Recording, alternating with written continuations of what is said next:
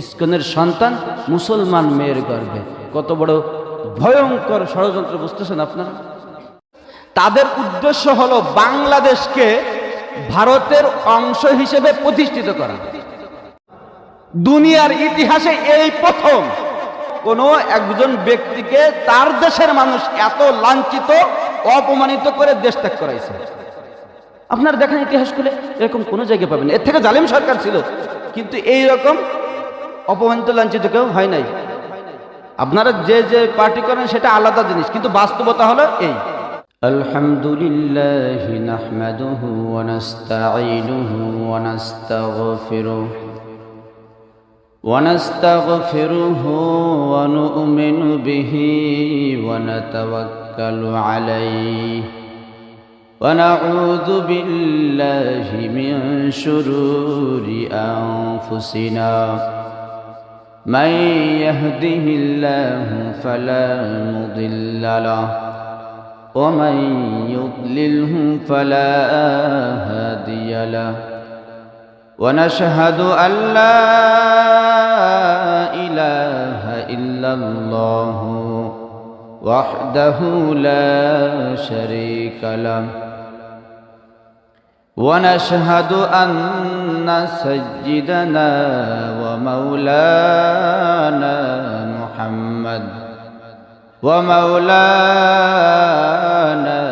محمدا عبده ورسوله الذي أرسله الله تعالى بالحق بشيرا ونذيرا وداعيا إلى الله بإذنه وسراجا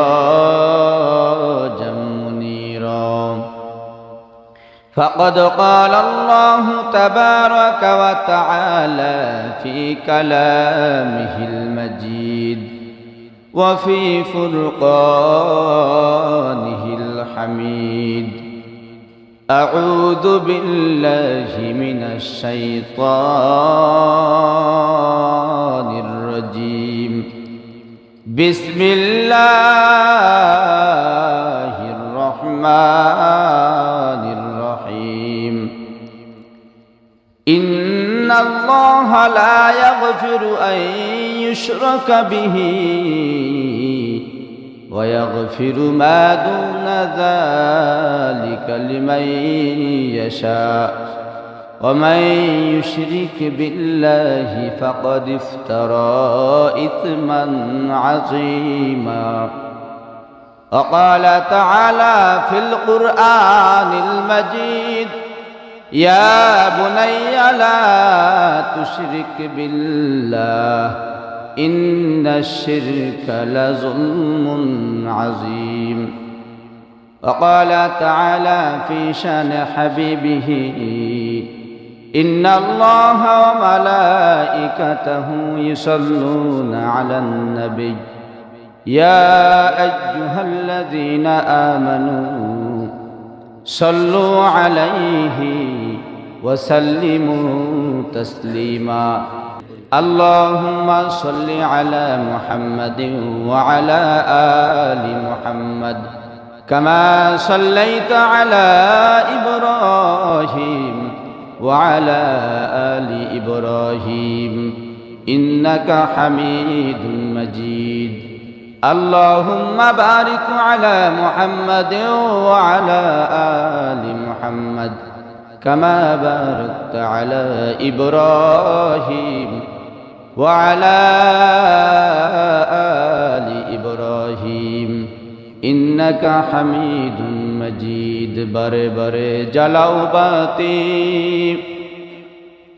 হয়তো বাতি জ্বলবে না বারে বারে জ্বালাও বাতি হয়তো বাতি জ্বলবে না তাই বলে তো ভীরুর মতো বসে থাকা চলবে না বালাগাল উলাবি কাশাফাদ দুজা বিজামালি হাসানাত জামিআ খিসালিহি সাল্লু আলাইহি ওয়া আলিহি যাদের ভয়ে নত হয়ে থাকতো সকল বেঈমান, সেই বীরেরা কইরে তোরা, কোথায় গেল সেই ঈমান। বালাগাল উলাবি কাশাফাদ দুজা বিজামালি, হাসানাত জামিআ খিসালিহি, সাল্লু আলাইহি ওয়া আলিহি। সুবহানাকা লা ইলমা লানা ইল্লা মা আল্লামতানা, ইন্নাকা আনতাল আলিমুল হাকীম। আলহামদুলিল্লাহ। মহান রব্বুল আলামিনের দরবারে কোটি কোটি শুকরিয়া যে রব্বুল ইজ্জত আমাদেরকে ভালোবেসে মহব্বত করে ঈমানের হালতে আমাদেরকে আল্লাহ তাআলার হুকুম জুমার 2 রাকাত নামাজকে আদায় করার জন্য মহল্লার মধ্যে থেকে সবার আগে আগে এসে উপস্থিত হওয়ার তৌফিক দান করেছেন। এজন্য সেই প্রভুর দরবারে শুকরিয়া আদায় করি। সবাই বলি আলহামদুলিল্লাহ। নিয়ামতের শুকরিয়া সম্পর্কে যদি আলোচনা করা হয় তো দিনের পর দিন, রাতের পর রাত, সপ্তাহের পরে সপ্তাহ, মাসের পরে মাস, বছরের পর বছর কেটে যাবে, তারপরে আল্লাহ তাআলার নিয়ামতের শুকরিয়া বর্ণনা করা শেষ হবে না। তারপরেও মাঝে মধ্যে মুসলমানদেরকে, ইমানদারদেরকে আল্লাহ তাআলার নিয়ামত যারা বুঝেও বোঝে না, দেখেও দেখে না, উপলব্ধি করে না, খেয়াল করে না, বোঝার চেষ্টা করে না, এই জন্য মাঝে মধ্যে কিছু বিষয় মনে করিয়ে দিতে হয়। এখন গরমকাল গিয়ে শীতকাল আসতেছে নাকি বলেন? একটা সময় প্রচণ্ড গরম ছিল না?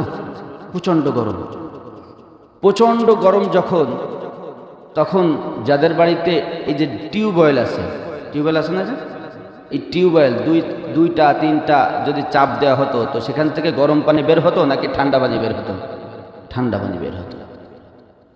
আবার যখন শীতকাল, শীতকালে 2টা 3টা চাপ দিলে সেখান থেকে গরম পানি বের হয় নাকি ঠান্ডা পানি বের হয়? গরম পানি বের হয়।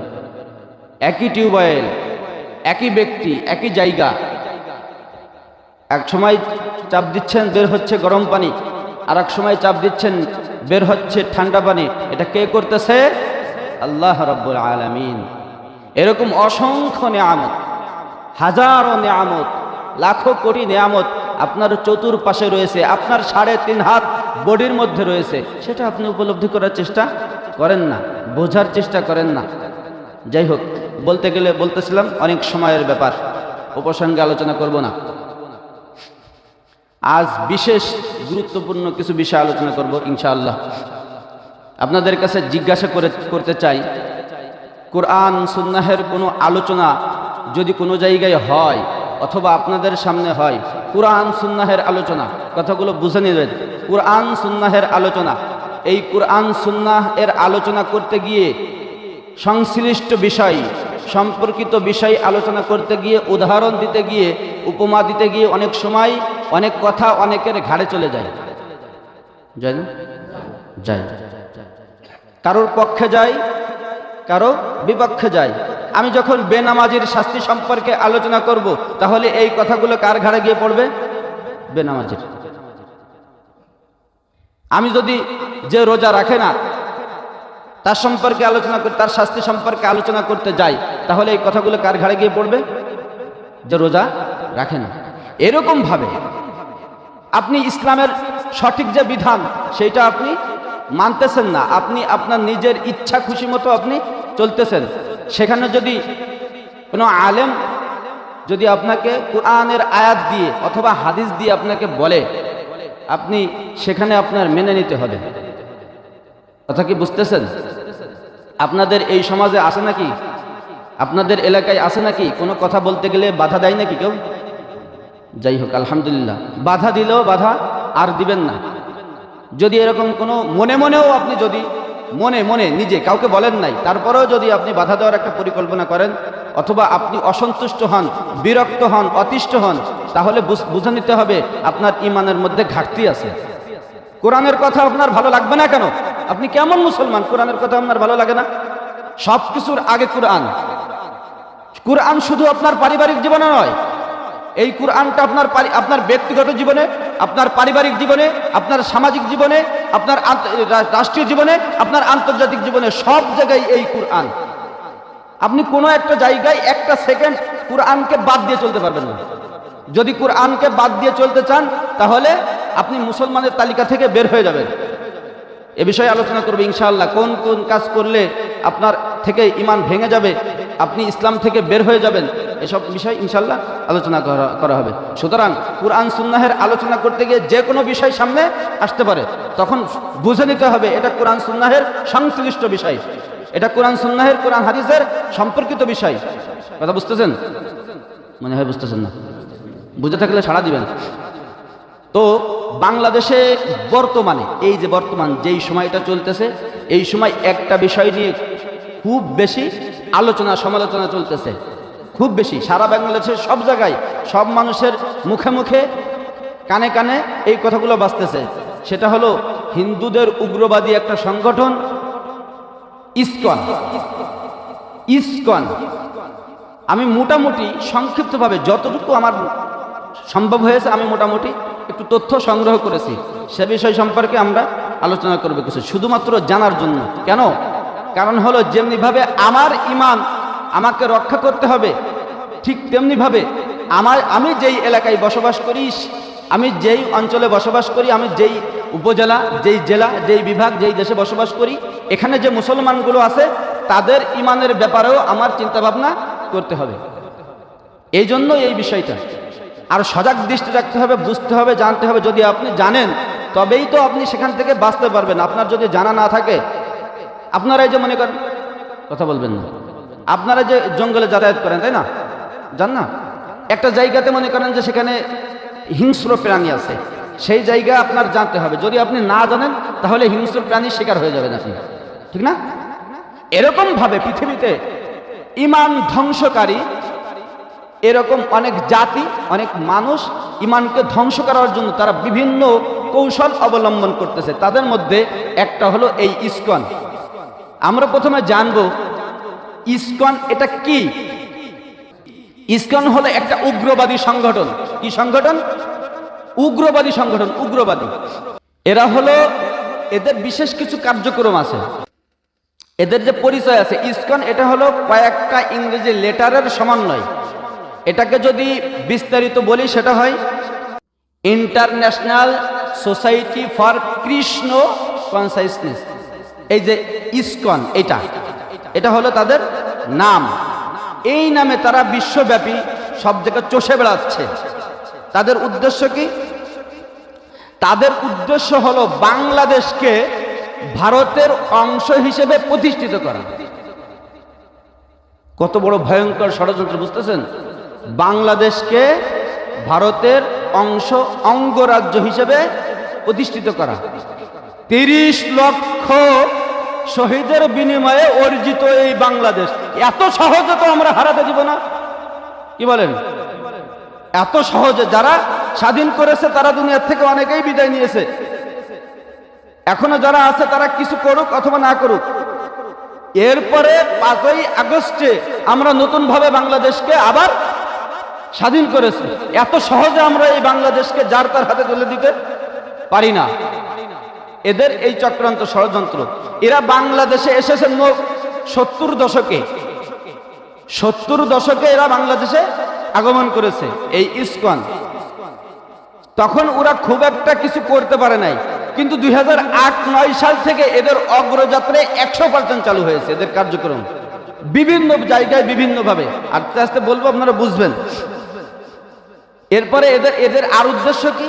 এদের উদ্দেশ্য হলো মুসলমান যারা আছে সারা পৃথিবীতে যত জায়গায় এরা যাইতে পারে সব জায়গায় মুসলমানদেরকে হিন্দু অথবা অন্য কোনো ধর্মে রূপান্তরিত করা। মানে মুসলমান তাকে রাখবে না, হয়তো তাকে হিন্দু বানাবে অথবা খ্রিস্টান বানাবে অথবা ইহুদি বানাবে, কোনো একটা ধর্মে তাকে রূপান্তরিত করবে। এটা হলো এই মুখ্য দুইটা উদ্দেশ্য হলো এই ইসকনের। এরপরে এদের জেনে নেব যে এরা কখন, কোথায়, কিভাবে প্রতিষ্ঠিত হয়েছে। এটা 1966 সালে, তখন আমাদের বাংলাদেশ স্বাধীন হয় নাই। নিউ ইয়র্কের হিন্দু ধর্ম চর্চা করে এরকম একজন ধর্ম যাজক, যার নাম হলো অভয়চরণ, আরো আগে পরে কি স্বামী টামি লাগাই এরকম কি একটা আছে। এই অভয়চরণ নামে এই লোকটার বাড়ি ভারতে। ইনি এই নিউ ইয়র্কে গিয়ে খ্রিস্টানদের চার্চ সেখানে গিয়ে সে বিভিন্ন বিষয় জ্ঞান অর্জন করছে। বিভিন্ন বিষয় বলতে কি, কিভাবে মুসলমানদেরকে ঈমান নাশক হামলা করে কিভাবে মুসলমানদের ঈমানটা ধ্বংস করা যায়, এই সমস্ত বিষয় সে অভিজ্ঞতা অর্জন করছে। এটা কি কি করেছে বা কি কি করতেছে এই বিষয়ে একটু জেনে নেই। এক নম্বরে আপনারা দেখবেন বিভিন্ন জায়গায় সাম্প্রদায়িক একটা দাঙ্গা হয়, বাংলাদেশের বিভিন্ন জায়গায় হয় কিনা আমরা কিন্তু বুঝে উঠতে পারি না, কারা করতেছে কেন করতেছে আমরা বুঝতে পারি না। এটা হলো তাদের মূল হোতা হলো এরা, মূল হোতা হলো এরা। সাম্প্রদায়িক যে দাঙ্গাগুলো বাংলাদেশে তৈরি হয় এ সব কিছু এরা করে। এরপরে দাঙ্গা তৈরি করার পরে দাঙ্গা হাঙ্গামাকে কেন্দ্র করে মসজিদ ভাঙ্গে, মাদ্রাসা ভাঙ্গে, মন্দিরে আগুন দেয়। মন্দিরে আগুন দেয়, এই মন্দিরে আগুন দেয় হলো এরা। কেন? যখন মন্দিরে আগুন দেবে তখন হিন্দুরা আরো খেপে যাবে না? হিন্দুরা যখন খেপে যাবে তখন মুসলমানদের সাথে একটা দ্বন্দ্ব হবে কিনা? হবে। হিন্দুদের কোনো একজন হিন্দু যদি কোনো মুসলমানের গায়ে হাত তোলে তখন মুসলমানরাও কোনো এক হিন্দুর গায়ে হাত তুলবে, সাথে সাথে বড় ধরনের একটা দাঙ্গা বেঁধে যাবে। এটা উস্কানি দেওয়ার জন্য। শুধু তাই না, সরকারি বেসরকারি রাজনৈতিক অরাজনৈতিক যতগুলো প্রতিষ্ঠান আছে এরা সব জায়গায় চেষ্টা করে। ধরেন আওয়ামী লীগ বিএনপির একটা কোনো একটা সামান্য একটা বিষয় এরা সুযোগ খোঁজে, তখন কি করে, এক গ্রুপ গিয়ে আওয়ামী লীগের অফিস ভাঙ্গে, আর এক গ্রুপ গিয়ে বিএনপির অফিস ভাঙ্গে, আওয়ামী লীগ আর বিএনপির মধ্যে দ্বন্দ্ব বেঁধে যায়। এইগুলো করে হলো এরা। এগুলো আওয়ামী লীগরাও বোঝে না, বিএনপি ওলারাও বোঝে না, হিন্দুরাও বোঝে না, মুসলমানরাও বোঝে না। মাদ্রাসায় হামলা করে কারা? এরা। শুধু তাই নয়, এরা এখন তো 2024 সাল, খুব সম্ভব 2022 সাল অথবা 21, 22, 23 এই 3 বছরে কোনো এক বছরে এরা ঢাকায় এদের যে স্বামীবাগ এলাকা আছে সেইখানে হলো এদের মূল কেন্দ্র। বাংলাদেশের এদের মূল কেন্দ্র হলো স্বামীবাগ। সেইখানে তার পাশে সেখানে তারা গান বাদ্য বাজায়। অনেক সময় দেখবেন যে হিন্দু এলাকায় যদি মসজিদ থাকে তো তাদের যে গুণকীর্তন হয়, বিভিন্ন যজ্ঞ হয়, যাই হোক না কেন নামাজ রোজার ব্যাঘাত তারা ঘটায় না, করে না। কিন্তু এরা তো সেই ক্যাটাগরির হিন্দু না, এরা তো হিন্দু নামে উগ্রবাদ। এরা ওই জায়গায় নাচ গান এ জাতীয় অনেক কিছু করছে, অশ্লীলতা। পরে সেখানে মুসলমান রমজান মাস, সেটাও আবার রমজান মাস, মুসলমানদের পক্ষ থেকে কোনো একজন গিয়ে তাদেরকে বলছে যে তোমরা কিছুক্ষণের জন্য বিরতি দাও, আমরা নামাজটা শেষ করি, তারপর আবার শুরু করো তোমরা। যখন এরা করছে প্রথমে তারা সেই মসজিদে হামলা করছে। প্রথমে চিন্তা করতে পারছে 92% মুসলমানের দেশে হিন্দুরা, নামদারি হোক যাই হোক, হিন্দুরা বাংলাদেশের মুসলমানের উপরে নির্যাতন করে। এটাকে মেনে নেওয়ার মতো কথা? এরকম ছিল না। 2008 সালের আগেও বাংলাদেশের কোনো হিন্দু কোনো মুসলমানের দিকে আর চোখে তাকাতেও সাহস পাইত না। এরকম হয়েছে কেন সেটা আপনারা ভালো করে জানেন, কারা করেছে সেটা আপনারা ভালো করে জানেন। এইটা শেষ পর্যন্ত আমি যখন আলোচনা করব তখন আপনারা বুঝতে পারবেন যে কাদের সহযোগিতায় এই ইসকন বাংলাদেশে এত দূর পর্যন্ত এগিয়ে যেতে পারছে, কাদের সহযোগিতায়, কারা তাদেরকে সহযোগিতা করছে। এখানে কেউ সহযোগিতা করবে না। ঢাকা থেকে একজন এসে আপনাদের উপরে কি করবে? লুণ্ঠন করবে, আপনাদের উপর লুটতরাজ করবে, আপনাদের উপর টর্চার করবে, নির্যাতন করবে। এটা কোনো মতেও সম্ভব না। বাংলাদেশের কেউ তো আছে যাদেরকে কঠিনভাবে সহযোগিতা করছে, বুঝতেছেন? 92% মুসলমানের দেশে হিন্দুদের দ্বারা মুসলমান নির্যাতিত হয়। সেটা এই কথা প্রসঙ্গে বলতে হয়, বাংলাদেশ স্বাধীন করেছে কারা? হিন্দুরা স্বাধীন করে নাই। আপনারা যদি আমার কথা যদি একটুও সন্দেহ হয়, আপনারা খোঁজ নেন, যত প্রবীণ বয়স্ক হিন্দু আছে তাদের ব্যাপারে খোঁজ নেন। যখন বাংলাদেশের যুদ্ধ হয় তখন তারা ঠিকই তাদের এলাকায় ইন্ডিয়াতে চলে গেছিল। যখন দেশ স্বাধীন হয়ে গেল তখন আবার তারা দেশে ফিরে আসলো। কথা কি আমি ভুল বলতেছি? এরকম হয়েছে কিনা আমি জানি, আমি দেখেছি, আমি শুনেছি যে এরকমটাই হয়েছে। যারা মারা গেছে তারা মুসলমান, যারা শহীদ হয়েছে তারা মুসলমান, যারা নির্যাতিত হয়েছে তারা মুসলমান। এখানে কোনো হিন্দু নেই। হয়তো ঘটনাক্রমে 2-1 থেকে যাইতে পারে, তবে সেটা দুর্ঘটনার সাথে, দুর্ভাগ্যক্রমে হয়তো সে ওর মধ্যে পড়ে গেছে, কিন্তু তারা কেউ অগ্রণী ভূমিকা রাখে নাই। স্বাধীনতার ঘোষককে জিয়াউর রহমান, 7ই মার্চে ভাষণ দিয়েছে কে? শেখ মুজিবুর রহমান। ওই সময় আওয়ামী লীগের যে নেতা ছিল কে, সভাপতি ছিল কে? মাওলানা আব্দুল হামিদ খান বাসাই। এরা কোথায়? হিন্দুদের তো কোনো জায়গায় কোনো দেখতেছি না, এরা তো কোনো জায়গায় নেই। বাংলাদেশে এত হিন্দু ছিল, কই ছিল তারা? তারা কেউই বাংলাদেশ স্বাধীন করার জন্য এক ফোঁটা রক্ত তারা দেয় নাই। তারা সুযোগবাদী, সুযোগ সন্ধানী। যখন সুযোগ পাইছে আবার দেশে ফিরে আসছে। যখন দেখছে এখানে থাকলে আমাদের মারা যাইতে হবে, আস্তে করে তাদের নিজেদের দেশ সেখানে চলে গেছে। শুধু তাই না, আপনাদের যদি দেখে থাকেন এই দেশে এখনো যে সমস্ত হিন্দুরা বিভিন্ন জায়গায় যারা ব্যবসা বাণিজ্য করে বিভিন্ন যাই করুক না কেন, দেখবেন যে এরা টাকা জমা করে ওই দেশে বাড়ি করে, তারা এই দেশে বাড়ি করে না। আরে আমার দেশের মুসলমানরা মালয়েশিয়ায় গিয়ে 20 বছর থাকলেও বাংলাদেশে এসে বাড়ি করে, সিটিজেনশিপ পাইলেও বাংলাদেশে এসে বাড়ি করে। কি বলেন? বাংলাদেশ থেকে যারা বিভিন্ন গিয়ে সিটিজেনশিপ পায়, মানে গ্রিন কার্ড পায়, তারপরেও এই দেশ তারা ছাড়ে না, তারা আবার এই দেশে আসে। কিন্তু এরা এই দেশটাকে নিজেদের দেশ বলে মনে করে না। এই জন্যই এরা এখানে সহযোগিতা করে। বলতেছিলাম, দাঙ্গা হাঙ্গামাকে কেন্দ্র করে তারা বিভিন্ন সরকারি বেসরকারি, রাজনৈতিক অরাজনৈতিক, ধর্মভিত্তিক অধর্মভিত্তিক যত প্রতিষ্ঠান আছে সব জায়গায় তারা বিভিন্ন প্রকার মসজিদে আগুন দেয়, মসজিদ ভাঙচুর করে, মাদ্রাসায় আগুন দেয়, মাদ্রাসা ভাঙচুর করে, মন্দির ভাঙচুর করে, মন্দিরে আগুন দেয়। সব জায়গায় এরা, বুঝতে পারে না মানুষ, এরা হলো বিভিন্ন বেশ ধারণ করে এইগুলা করে। যদি কেউ মুসলমান হয়, অনেক সময় অনেক হিন্দু মুসলমান হয়ে যায় না, যায় এফিডেভিট করে, রেজিস্ট্রেশন করে যে সপরিবারে অথবা কোনো একজন মুসলমান হয়। মুসলমান যদি হয়, এরা সমাজের যে নিম্ন শ্রেণীর মুসলমান, যে নিজের ইমান সম্পর্কে বোঝে না, কি করলে ইমান থাকবে, কি করলে ইমান যাবে, এরকম বিষয় যার অভিজ্ঞতা নাই, এরকম মুসলমান দেখবেন টাকা কিছু পাইলেই তাকে যা বলে সেটাই করে। এই জাতীয় নিম্ন শ্রেণীর মুসলমানদেরকে দিয়ে তারা তার বিরুদ্ধে মামলা করে, তাকে হ্যারাস করার চেষ্টা করে, অপমানিত লাঞ্ছিত করার চেষ্টা করে। কাকে? ওই যে নতুন মুসলমান হলো তাকে। বুঝতেছেন? মাঝে মধ্যে বিভিন্ন জায়গায় শোনা যায় না, অমুক চন্দ্রশীল, অমুক সেন, অমুক কি বলে দাস, এরা কি করেছে? কোরআন অবমাননা করেছে। এরা হলো এরা, ওই যে অবমাননা করে কোরআন, এই তারা। মাঝে মধ্যে আমাদের বিভিন্ন জায়গায় মিছিল মিটিং করা লাগে যে আল্লাহ রসুলের নামে কটূক্তি করছে, এগুলো কারা? এগুলো হলো ওরা। মানে কিভাবে এই দেশে বিশৃঙ্খলা লেগেই থাকে, একের পর এক মানুষ নিজেরা মারামারি করে মারা যায়। এই সমস্ত কর্মকাণ্ড যেভাবে যা করা যায় সব এরা করে। এই যে কিছুদিন আগে বাংলাদেশের জাতীয় পতাকা, যদিও ছোট একটা কাপড়, কিন্তু এর মধ্যে অনেক ইতিহাস আছে, নাকি বলেন?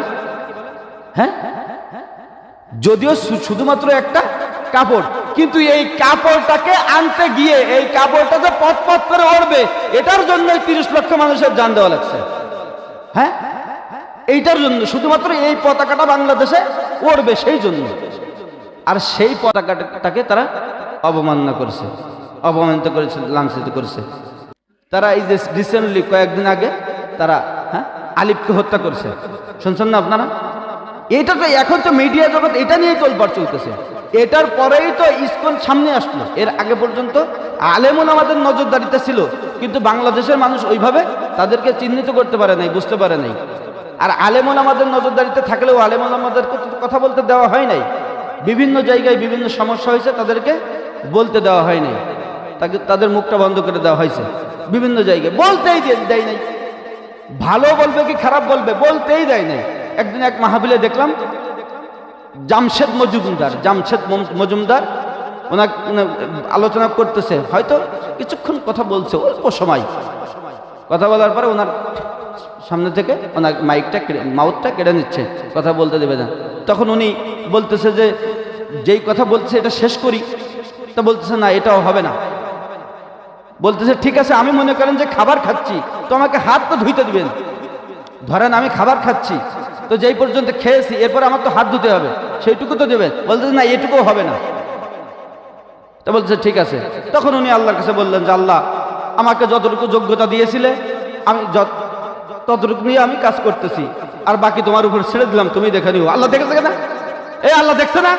5ই আগস্টে আল্লাহ দেখছে না? কথা মনে হয় আপনারা বোঝেন না আমার কথা। দুনিয়ার ইতিহাসে এই প্রথম দুনিয়ার ইতিহাসে এই প্রথম কোনো একজন ব্যক্তিকে তার দেশের মানুষ এত লাঞ্ছিত অপমানিত করে দেশ ত্যাগ করাইছে। আপনারা দেখেন ইতিহাস খুলে এরকম কোনো জায়গায় পাবেন। এর থেকে জালিম সরকার ছিল, কিন্তু এই রকম অপমানিত লাঞ্ছিত কেউ হয় নাই। আপনারা যে যে পার্টি করেন সেটা আলাদা জিনিস, কিন্তু বাস্তবতা হলো এই। মেজর সিনহাকে হত্যা করা হয়েছিল জানেন, তার পিছনে এই ইসকনের হাত। মেজর সিনহা বাংলাদেশের অনেক গুরুত্বপূর্ণ একটা সম্পদ ছিল।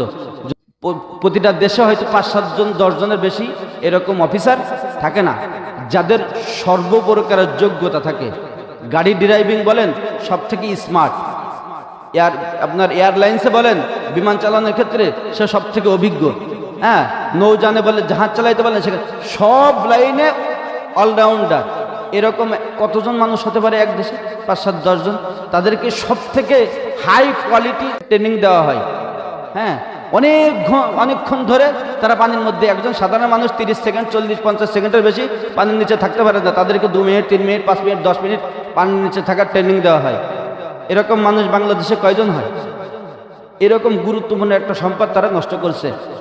ঠিক আছে, পরবর্তীতে তথ্যের মাধ্যমে জানা গেছে এই যে ওসি প্রদীপ, সে যে মেজর সিনহাকে হত্যা করেছিল, এই ওসি প্রদীপ হলো এই ইসকনের হয়তো সরাসরি তাদের সদস্য অথবা তাদের টাকায় বিকৃত হয়ে যাওয়া লোক, যে কোনো একটা হবে। যদি এই পর্যন্ত শেষ হতো তাও কিন্তু মেনে নেওয়া যাইত। এর থেকে আরো ভয়ঙ্কর ষড়যন্ত্র তারা করছে।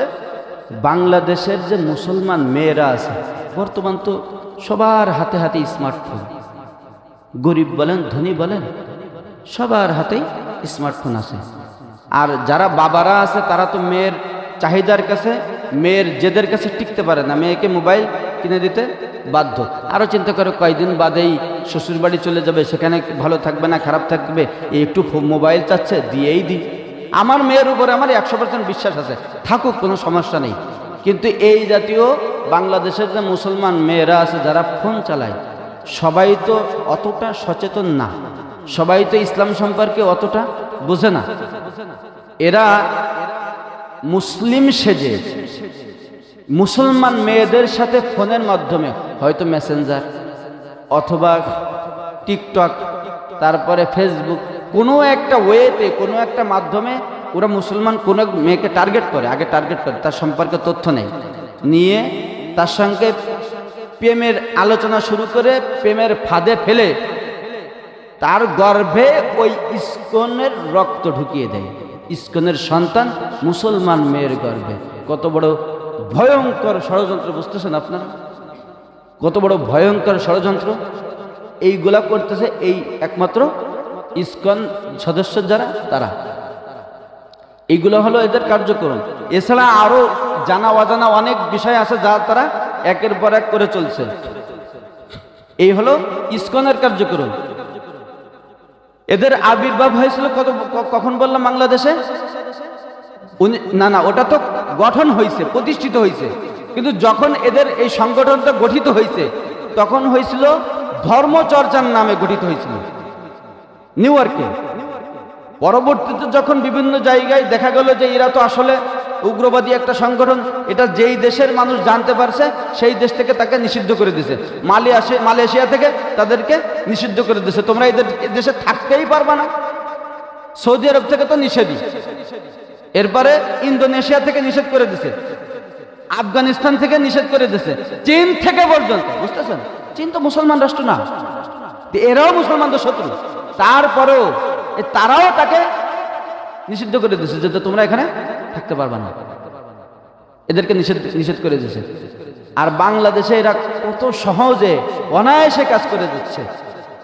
এদের এই যে আস্তানাগুলো আছে, এদের আস্তানা পৃথিবীর প্রায় 100 দেশের বেশি দেশে এরা এই কাজগুলো করে যাচ্ছে। পৃথিবীর প্রায় 100টিরও বেশি দেশে এরা এই কাজগুলো করতেছে। তার মধ্যে এশিয়াতে এদের কেন্দ্র আছে, এশিয়াতে কেন্দ্র আছে 80টা, ইউরোপে আছে 135টা, আমেরিকায় আছে 56টা, ভারতে সব থেকে বেশি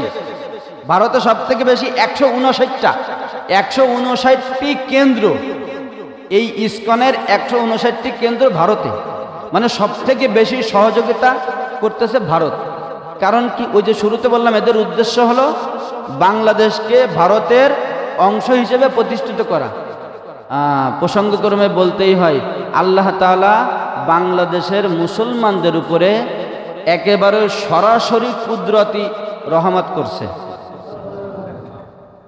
জানেন, যদি যেভাবে চলতেছিল, যদি এইভাবে চলতে থাকতো, হয়তো বেশি থেকে বেশি 2030 সাল বা 35 সাল ধরলাম, এরপরে বাংলাদেশের মানুষ আর এই কথা বলতে পারতো না যে আমি বাংলাদেশি, পারতো না। আর আমি মুসলমান, এটা তো বলা প্রায় বন্ধ হয়ে যাচ্ছিল প্রায় অনেক জায়গায়। এখান রামপাল কত দূরে আপনাদের এখান থেকে? রামপাল আমি খোঁজ নিলাম, ওখানে প্রায় 99 না 99.5% লোক হলো ভারতের। ওই রামপাল যে বিদ্যুৎ কেন্দ্র ওইখানে। তো আমার এক ঘনিষ্ঠ সম্পর্কের এক আত্মীয় আছে, তার কাছে জিজ্ঞেস করলাম, বলে যে ভাই আমি আমার পরিচয় দিতে পারি না, আমি যে মুসলমান এই নাম আমি এখানে প্রচার করি না, আমাকে তারা অন্য নামে চেনে। মানে নাম শুনলে অনেক সময় মুসলমান বোঝা যায় না, তার সে অন্য নামে সেখানে থাকে, তার মানে সব হিন্দু। পরবর্তীতে 5ই আগস্টের পরে আমি জিজ্ঞাসা করলাম, কি দেখি হালচাল, কি অবস্থা? বলে যে হুজুর ভাই অনেকে চলে গেছে, অনেকে যাওয়ার জন্য প্রস্তুতি নিচ্ছে, অনেকে চলে গেছে, অনেকে যাওয়ার জন্য প্রস্তুতি নিচ্ছে। এইভাবে শুধু রামপাল বিদ্যুৎ কেন্দ্র না, প্রত্যেকটা জায়গাতে বাংলাদেশের সরকারি প্রতিষ্ঠান বলেন, বেসরকারি প্রতিষ্ঠান বলেন, বিশেষ করে সামাজিক বিষয়গুলো যেই বিশেষের সংশ্লিষ্ট, যেমন ধরেন কোনো ঝামেলা হলেই আগে কোথায় যাইতে হয়? থানায়। এই থানার উচ্চপদস্থ যে কর্মকর্তা, তার বেশিরভাগ হিন্দু। কেন? বাংলাদেশে কি মুসলমানের অভাব? বাংলাদেশে কি গ্র্যাজুয়েট লোক কম, উপযুক্ত লোক নাই? কেন? ভারত। শুধু তাই না, 2016 সালে একটা প্রতিবেদন প্রকাশ হয়েছিল, সেখানে দেখা গেছিল যে একই ঠিকানায়, এক গ্রাম অথবা একটা ইউনিয়নের ঠিকানা দিয়ে প্রায় 550 অথবা তার থেকে বেশি পুলিশ কর্মকর্তা বাংলাদেশে আছে। পরবর্তীতে এই এক জায়গার এক ইউনিয়নের এত পুলিশ, এই জন্য সন্দেহ হিসেবে দেখবেন আপনারা যারা মিডিয়া সম্পর্কে খোঁজ রাখেন, তালাশ নামক একটা টিম আছে, এই টিম তারা সন্দেহ করে, তারা খোঁজাখুঁজি শুরু করে দিল, তাদের অ্যাড্রেস নিয়ে সেই ইউনিয়নে গেল, গিয়ে দেখলো ওই নামের কোনো একজন মানুষও নেই ওই ইউনিয়নে, ওই নামের কোনো একজন মানুষও নেই ইউনিয়ন। ধরেন কথার কথা, এটা গাবড়া ইউনিয়ন। এই গাবড়া ইউনিয়নের নামে মনে করেন যে ঢাকাতে বা কোনো এক জায়গাতে, ধরেন ময়মনসিংহে বা বিভিন্ন জায়গায় এই গাবড়া ইউনিয়নের নামে মনে করেন যে সারা দেশ জুড়ে বিভিন্ন জায়গাতে প্রায় 600 পুলিশ কর্মকর্তা আছে। এখন কেরুন না কেরুন নজরে আসলো যে এক ইউনিয়ন থেকে এত পুলিশ কর্মকর্তা, তাও সব উপর র্যাঙ্কের, এটা কিভাবে সম্ভব? পরে ধরেন এখানে আসলো, আপনাদের কাছে জিজ্ঞাসা করলো, বলেন না আমাদের সারা গ্রাম মিলে তো পুলিশ মোটে 3 জন। কথার কথা, তখন বিষয়টা ক্লিয়ার হয়ে গেল, এরা কারা, এরা কোথা থেকে এসেছে? সব ভারতের। এরকম ভাবে সব জায়গায় সব সেক্টরে সেট করে ফেলছিল। আপনি কোনো জায়গায় গিয়ে কোনো কিছু একটা সুস্থতা পাবেন না। কোনো জায়গায় বড় বড় জজ তাদের নিয়ন্ত্রণে, হ্যাঁ, সব সেক্টর প্রধান সব তাদের নিয়ন্ত্রণ ছিল। খুব সহজে একটা দেশ, যখন আমাদের যেমনভাবে বাংলাদেশ স্বাধীন করার জন্য আমাদের আরেক দেশের সাথে যুদ্ধ করা লাগছে না, লাগছে, কিন্তু যুদ্ধ বিগ্রহ ছাড়া, কোনো মিছিল মিটিং ছাড়া একটা দেশকে সহজে আয়ত্ত করার একটা সুকৌশল তারা অবলম্বন করছিল। এই জন্য বললাম যে আল্লাহ তাআলা খাস রহমত আছে বিধায় আমরা এখনো বলতে পারতেছি যে আমরা বাংলাদেশি, আমরা মুসলমান। আর আপনাদের কথা কি বলবো, আপনারা তো বাইরে কতদূর যান না যান, আমি তো সেদিন আপনাদের এখানে আসার পরে জানতে পারলাম যে এই সাতক্ষীরা জেলাটাকে তারা কিভাবে কোল ঠেসা করে রাখছিল, কিভাবে বিভিন্ন জিনিস থেকে তারা বঞ্চিত করছে। আপনাদেরকে সহজলভ্য একটা উদাহরণ দেই। আপনারা আপনাদের এখানে স্মার্ট কার্ড মানে জাতীয় পরিচয়পত্র এটা পেয়েছেন কবে? মাত্র কিছুদিন আগে। আর আমি তো হয়েছি অনেক পরে। আমি পেয়েছি 20 সালে। আমি পেয়েছি 20 সালে। আমার বাবা মা যারা, তারা পেয়েছে 13 সালে, 14 সালে, 12 সালে। এই এক দেশে কি এত জনসংখ্যা? মানলাম সব জায়গাতে স্মার্ট কার্ড দেওয়া হয়ে গেছে 12, 13, 14 সালের মধ্যে। যারা নতুন ভোটার হয়েছে তাদেরকে সর্বোচ্চ 20 সাল। আপনাদের এখানে পৌঁছাইতে 10 বছর 12 বছর লেগে গেল কেন? এখনো বলবেন এখনো বলবেন? হ্যাঁ, হ্যাঁ, বুঝার চেষ্টা করেন, বুঝার চেষ্টা করেন, কমপক্ষে নিজের ভালো। আমাদের নড়াইলে বলে যে পাগল নিজের বুঝ পাগলেও বোঝে। তো সাতক্ষীরার মানুষদেরকে আমি বলি, নিজের বুঝ যদি পাগলেও বোঝে, তা সাতক্ষীরার মানুষ আপনাদের বুঝ আপনারা একটু বোঝার চেষ্টা করেন যে আপনারা দল করেন না যাই করেন, কি নিয়ে লাভালাভি করতেছেন। যাই করেন, প্রথম পরিচয় হলো আপনি একজন মুসলমান। আপনার ঈমান রক্ষা করার জন্য দুনিয়া উল্টে যাক, আমার ঈমান সবার আগে। আরে দল দিয়ে কি হবে? নিজের মা বাবার থেকেও ঈমান দামি, নিজের জীবন থেকেও ঈমান দামি। দল তো অনেক পরের কথা, ও তো বহুত পরে।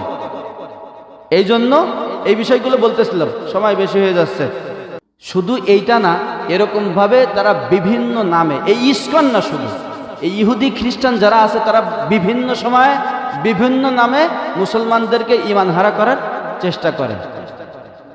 সারা পৃথিবীতে ইসলাম বাদে আর যত ধর্ম আছে, ইসলাম বাদে আর যত ধর্ম আছে, সব ধর্মের মানুষ সাংগঠনিকভাবে এক না হলেও তাদের সবার উদ্দেশ্য একটা, মুসলমানদেরকে দুনিয়ার থেকে চিরতরে বিলীন করে দেওয়া। একজনের সাথে আর একজন একমত না, এক সংগঠনের না, কিন্তু প্রত্যেকের উদ্দেশ্য এক। হিন্দুদের উদ্দেশ্য তাদের ধর্মটা সমাজে দেশে প্রতিষ্ঠিত করা, মুসলমানদেরকে দুনিয়ার থেকে বিলীন করে দেওয়া। খ্রিস্টানদের উদ্দেশ্য তাদের ধর্মটা সমাজে দেশে প্রতিষ্ঠিত করা, মুসলমানদেরকে বিলীন করে দেওয়া। ইহুদিরা তো একের পর এক নির্যাতন করেই আসতেছে। আমি তো জন্মের পর থেকে শুনেই আসতেছে যে ইহুদিরা এখানে সেখানে, সোমালিয়া, লিবানন, ইরাক, ইরান, সব জায়গায় যত জায়গায় হামলা হয়েছে, সব জায়গায় এখনো ফিলিস্তিনে চলতেছে না, সব জায়গায় ইহুদিরা। এটা তো আর বলার অবকাশ থাকে না, এটা বলার প্রয়োজন নেই।